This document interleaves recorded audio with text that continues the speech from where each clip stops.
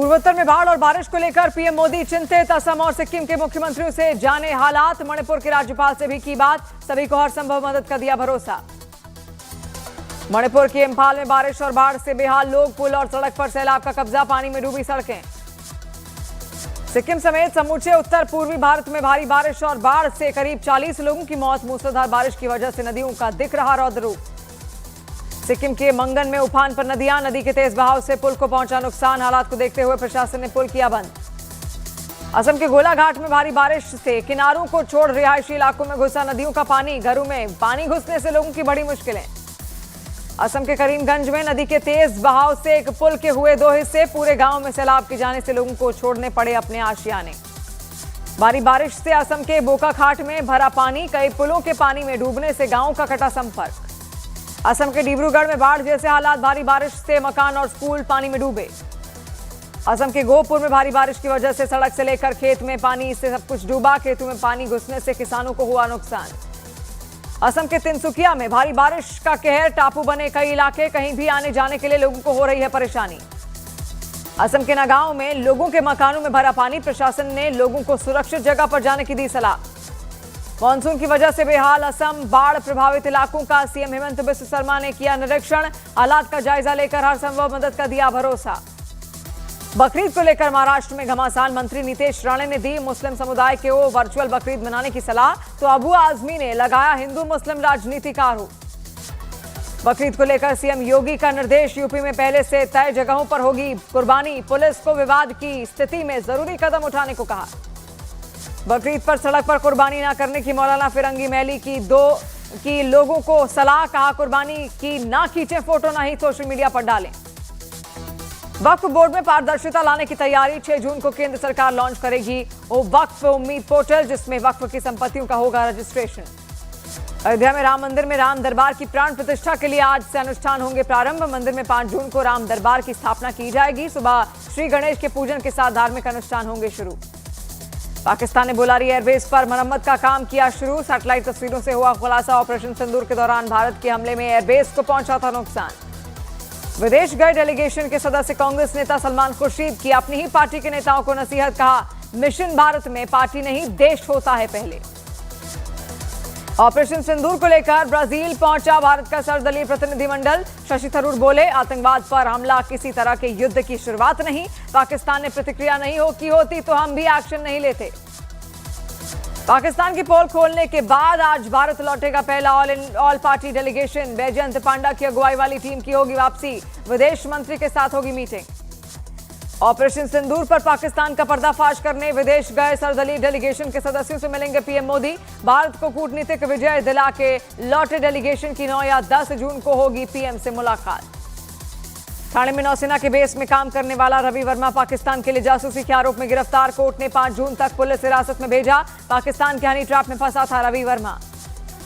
छत्तीसगढ़ के सुकमा में सुरक्षा बल को बड़ी कामयाबी। 16 नक्सलियों ने किया आत्मसमर्पण। 25 लाख का था इनाम। न्यूज 18 इंडिया के डायमंड स्टेट समिट में दिल्ली की सीएम रेखा गुप्ता का बड़ा बयान। कहा दिल्ली की महिलाओं से किया हर वादा होगा पूरा। यमुना की सफाई से लेकर लोगों के स्वास्थ्य और पानी की किल्लत होगी पूरी तरह खत्म। 4 जून को केंद्रीय मंत्री परिषद की अहम बैठक। पीएम मोदी की अगुवाई में ऑपरेशन सिंदूर के बाद पहली बैठक। विदेश मंत्री ऑपरेशन सिंदूर पर जानकारी दे सकते हैं।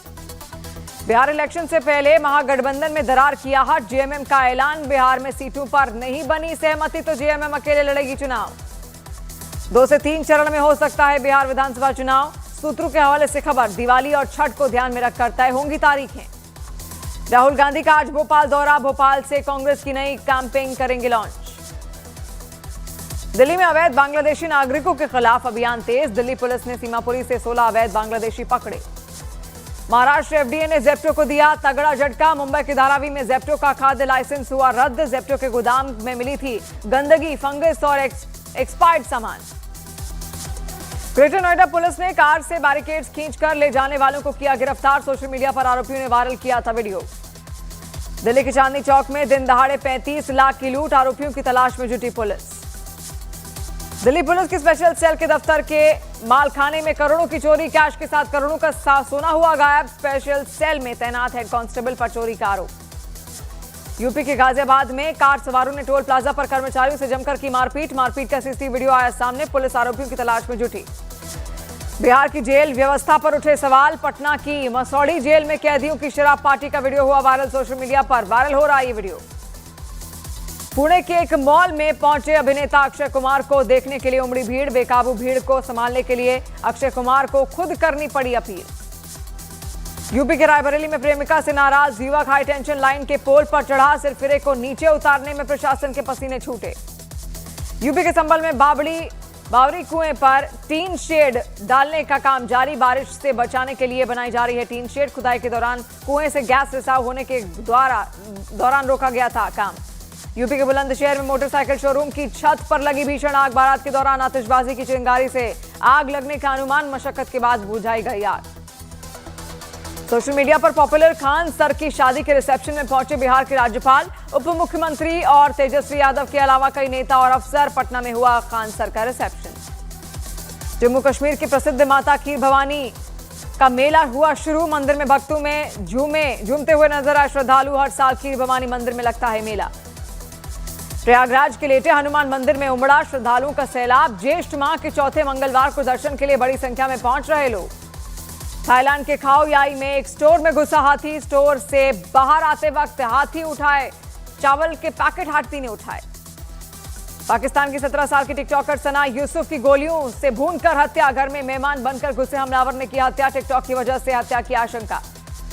पाकिस्तान में खुलेआम घूम रहा है लश्कर ए तैयबा का आतंकी आमिर हमजा। सियासी मंचों पर बैठकर भारत के खिलाफ उगल रहा जहर। आतंकी संगठन जैश-ए-मोहम्मद का कमांडर मौलाना अब्दुल अजीज एसर की रहस्यमयी तरीके से मौत। पाकिस्तानी पंजाब के बक्कर का रहने वाला था आतंकी अब्दुल अजीज। पाकिस्तान के मंत्री ने आतंकियों के साथ साझा किया मंच। पंजाब के स्पीकर मलिक अहमद खान ने तलहा सईद और अमेरिका के मोस्ट वांटेड सैफुल्लाह मसूरी की वकालत की। पाकिस्तान की कराची जेल तोड़कर भागे 200 से ज्यादा कैदी। हाथों में हथियार लिए दिखे फरार कैदी। बदमाशों की दहशत से पाकिस्तान के आम लोग घरों में दुबके।